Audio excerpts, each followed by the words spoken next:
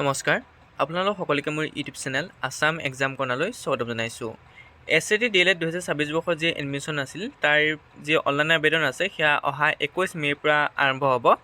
অৰ্থাৎ আপোনালোকে 21 মে'ৰ পৰা অনলাইন আবেদন কৰিব পাৰিব। ইতিমধ্যে পৰ্টেলত তেওঁলোকৰ যি তথ্য আছে তথ্য প্ৰকাশ পাইছে আৰু এইবুলি পৰ্টেলটো তেওঁলোকে নতুনকৈ ডিজাইনো কৰিছে। কিন্তু যিখিনি আগৰ তথ্য যিখিনি আপোনালোকক এলিজিবিলিটি ক্ৰাইটেৰিয়া বা ফটো আপলোড কৰা পে'মেণ্ট এইখিনি ছেমেই আছে, বেলেগ একো চেঞ্জিং হোৱা নাই। এতিয়া পৰ্টেলটো আপোনালোকৰ ছাৰ্ভাৰ ডাউন হৈ আছে বা তেওঁলোকে পৰ্টেলটো মেইনটেনেঞ্চ কৰি আছে, সেইকাৰণে পৰ্টেলত গ'লে আপোনালোকে চাব নোৱাৰিব। কিন্তু দুদিনমান আগত তেওঁলোকৰ যিটো পৰ্টেল অপেনিং আছিলে তাত উল্লেখ কৰা আছিল যে যি পে'মেণ্ট আছে 600 হ'ব আৰু এলিজিবিলিটি ক্ৰাইটেৰিয়াটো উল্লেখ কৰিছিলে। গতিকে মই 2025 বৰ্ষৰ যিখন ইনফৰ্মেশ্যন বুলেটিন আছিল তাৰ পৰা ভিত্তি কৰি কৈ দিওঁ যে যিটো কোৰ্ছ ষ্ট্ৰাকচাৰ আছে সেইটো 2 বছৰীয়া হয়, 4টা ছেমিষ্টাৰ থাকিব। আপোনালোকৰ হায়াৰ ছেকেণ্ডেৰীত 50% মাৰ্কছ হ'লেই হ'ল জেনেৰেল কেণ্ডিডেটৰ কাৰণে। জেনেৰেল আৰু OBC কেণ্ডিডেটৰ কাৰণে 50% মাৰ্কছ থাকিব লাগিব আৰু SC ST ST হিলছৰ কাৰণে আপোনালোকৰ 45 হ'লে হৈ যাব, তাত 5% ৰিলেক্সেশ্যন দিয়া হ'ব। অৰ্থাৎ জেনেৰেলৰ কাৰণে 50 আৰু SC ST প্লেন হিলছৰ কাৰণে আপোনালোকৰ 5% মাৰ্কছ ৰিলেক্সেশ্যন দিয়া হ'ব, অৰ্থাৎ 45 হ'লে আপোনালোকে এই এক্সাম দিব পাৰিব। SAT DLEDৰ এই এণ্ট্ৰেঞ্চ এক্সামটো পেড বুলি কোৱা হয়, প্ৰি এণ্ট্ৰি টেষ্ট বুলি কোৱা হয়। তাৰপিছত আপোনালোকৰ এপ্লাই কেনেকৈ কৰিব সেই প্ৰচেছটো মই দেখুৱাই দিম 21 তাৰিখৰ পৰা যেতিয়া অনলাইন আবেদন আহিব।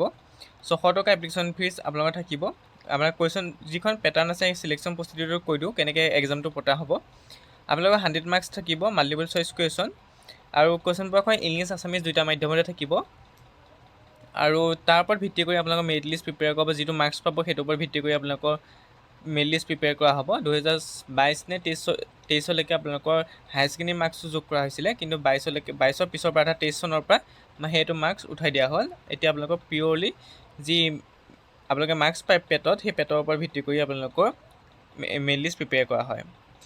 আপোনালোকে এডমিশ্যন ষ্ট্ৰাকচাৰটো চাব পাৰে। গভৰ্ণমেণ্টৰ ক্ষেত্ৰত এইখিনি আপোনালোকে 150 টকা বা 2000 বেছি নহয়। গভৰ্ণমেণ্টৰ ক্ষেত্ৰত এইখিনি ৰিলেক্সেশ্যনো দিয়া হয় যদি আপোনালোকৰ ইনকম চাৰ্টিফিকেট থাকে বা আপোনালোকৰ যদি ৰেচন কাৰ্ড থাকে।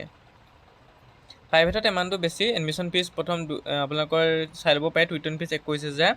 টোটেল মানে আপোনালোকৰ যি প্ৰথম বৰ্ষত দিব লাগে হয়তো 34,000 হয়। আপোনালোকৰ প্ৰথম ইয়াত উল্লেখ কৰা আছে পাৰ এনুৱেল। গতিকে প্ৰাইভেটত পঢ়িলে আপোনালোকৰ প্ৰথম বছৰত 34 দিব লাগিব আৰু নেক্সট বছৰতো 34 দিব লাগিব। গতিকে আপোনালোকৰ 68 পে'মেণ্ট কৰিব লাগিব আপোনালোকে যদি প্ৰাইভেটত ছিট পায়, যদি প্ৰাইভেটত ছিট পঢ়িবলৈ বিচাৰে। তাৰপিছত 70% ৰিজাৰ্ভেশ্যন থাকিব ছায়েন্স আৰ্টছৰ কাৰণে, 30% ৰিজাৰ্ভেশ্যন থাকিব ছায়েন্স ষ্টুডেণ্টৰ কাৰণে। 70%তে আপোনালোকৰ আৰ্টছো সোমাব, কমাৰ্চো সোমাব আৰু লগতে ভকেশ্যনো সোমাব আৰু 30% ৰিজাৰ্ভেশ্যন থাকিব আপোনালোকৰ যিসকল ছাত্ৰ ছাত্ৰী ছায়েন্সৰ পৰা বিলং কৰে।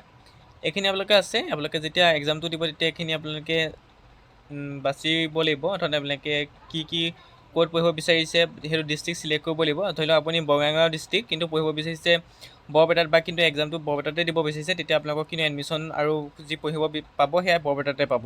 গতিকে যিটো ডিষ্ট্ৰিক্ট আপুনি চিলেক্ট কৰিব সেইটোৱে আপোনাৰ প্ৰিফাৰেঞ্চ হৈ যাব, অৰ্থাৎ সেইটো ডিষ্ট্ৰিক্টতে যিখিনি কলেজ আছে তাতে আপোনালোকে পঢ়িব লাগিব বা তাতে আপোনালোকে যিটো এক্সাম আছে সেইটো গৈ দিবগৈ লাগিব। ইতিমধ্যে সবিশেষ ভিডিঅ'লৈ মই বনাই থৈছোঁ, আপোনালোকে সেই ভিডিঅ'টো চাব পাৰে। মই ডেছক্ৰিপশ্যনত লিংক দি দিম SAT DLEDৰ। সেই ভিডিঅ'টো চালে আপোনালোকৰ সকলো কথা গম পাই যাব। গতিকে আপোনালোকক এইখিনি আছে। গতিকে আপোনাৰ ডকুমেণ্টৰ ক্ষেত্ৰত আপোনালোকে এইখিনি ডকুমেণ্ট লাগিব, এতিয়া নালাগে। খালি আপলোড কৰোঁতে আপোনাৰ হায়াৰ ছেকেণ্ডেৰী মাৰ্কশ্বিট আৰু চাৰ্টিফিকেট হয়তো বিচাৰিব। আপোনালোকক এই কৈছে চাৰ্টিফিকেট ফৰ প্ৰুফ এজ, অৰ্থাৎ এডমিট কাৰ্ডখন লাগিব এজৰ কাৰণে, কাষ্ট চাৰ্টিফিকেট, মাৰ্কশ্বিট আৰু HS চাৰ্টিফিকেট, কাষ্ট চাৰ্টিফিকেট লাগিব যদি SC ST হিলছৰ এইখিনি যদি আপোনালোকে ৰিলেক্সেশ্যন ল'ব বিচাৰে বা এনেও যদি সেইটো ৰিজাৰ্ভেশ্যন ল'ব বিচাৰে তেতিয়া আপোনালোকে কাষ্ট চাৰ্টিফিকেট লাগিব। EWS থকা হ'লে EWS চাৰ্টিফিকেট দিব লাগিব। ডকুমেণ্ট অফ প্ৰুফ পাৰ্মানেণ্ট ৰেচিডেণ্টৰ কাৰণে আপোনালোকৰ 83 আছে যদি 83 দিব পাৰে, নহ'লে আপোনালোকৰ যিখন আধাৰ কাৰ্ড বা আধাৰ কাৰ্ডো দিব পাৰে। এইখিনি আপোনালোকৰ পেটাৰ্ণটো কৈ দিছে। আপোনালোকৰ 100 মাৰ্কছ থাকিব, 2 ঘণ্টা সময় দিয়া হ'ব। 1 মাৰ্ককৈ থাকিব, নিগেটিভ মাৰ্কিঙো থাকিব আপোনালোকৰ 0.25। চিলেবাছটো কৈ দিছে ইংলিছ, জেনেৰেল নলেজ, ৰিজনিং।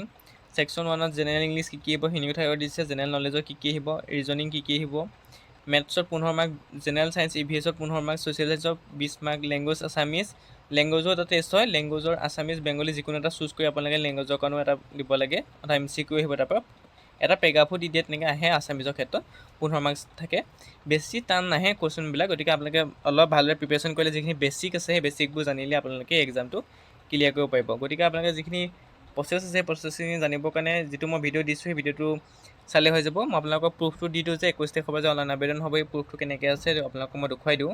এইটো হৈছে অফিচিয়েল ৱেবছাইট scatped.co.in। এইটোত আহিলে আপোনালোকে ডাইৰেক্ট দেখিব, ইয়াত লিখা আছে যে online application for 2A DLED course will be live from 21 May'. অৰ্থাৎ আপোনালোকৰ অনলাইন প্ৰচেছটো 21 মে'ৰ পৰা আৰম্ভ হ'ব। গতিকে সেইদিনাৰ পৰা আপোনালোকে 2026-28 বৰ্ষৰ যিটো দুবছৰীয়া DLED কোৰ্চ আছে তাৰ কাৰণে এণ্ট্ৰেঞ্চ এক্সামটো দিবৰ কাৰণে আপোনালোকে 21 তাৰিখৰ পৰা অনলাইন আবেদন কৰিব পাৰিব।